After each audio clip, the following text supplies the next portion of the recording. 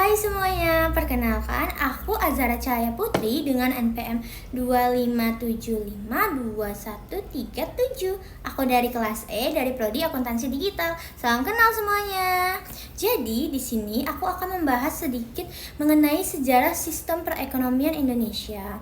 Nah, jadi kalian tuh tahu nggak sih kalau sebenarnya sistem perekonomian Indonesia ternyata banyak yang dipengaruhi oleh ekonomi kolonial Belanda yang berkuasa atas ekonomi Indonesia selama 350 tahun melalui VOC yang memonopoli perdagangan Indonesia.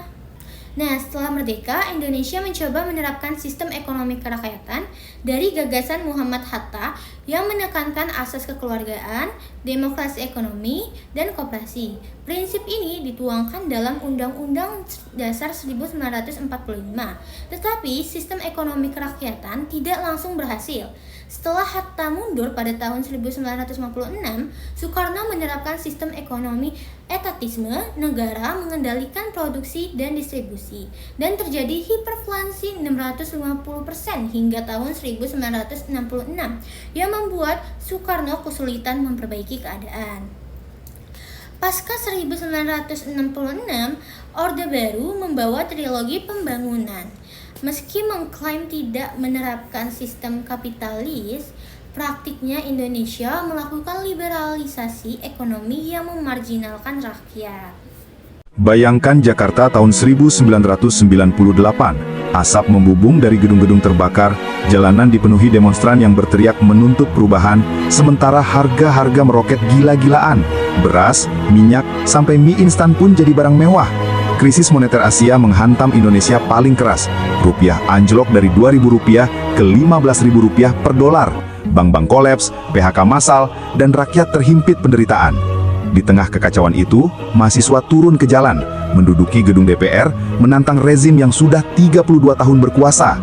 Ketegangan memuncak dengan tragedi, kerusuhan, korban jiwa, dan luka sejarah yang dalam.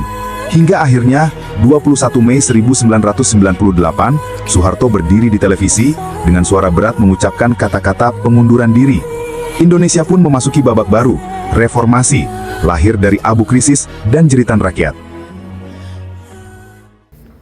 Pada tahun 1997, nilai tukar rupiah mulai melemah secara drastis.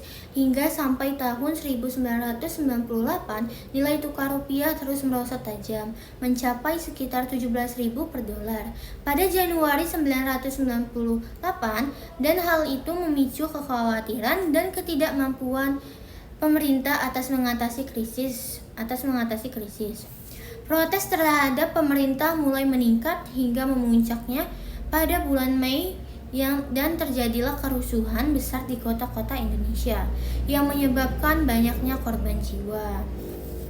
Sekian penjelasan sistem perekonomian Indonesia dari saya. Saya akhiri. Wassalamualaikum warahmatullahi wabarakatuh.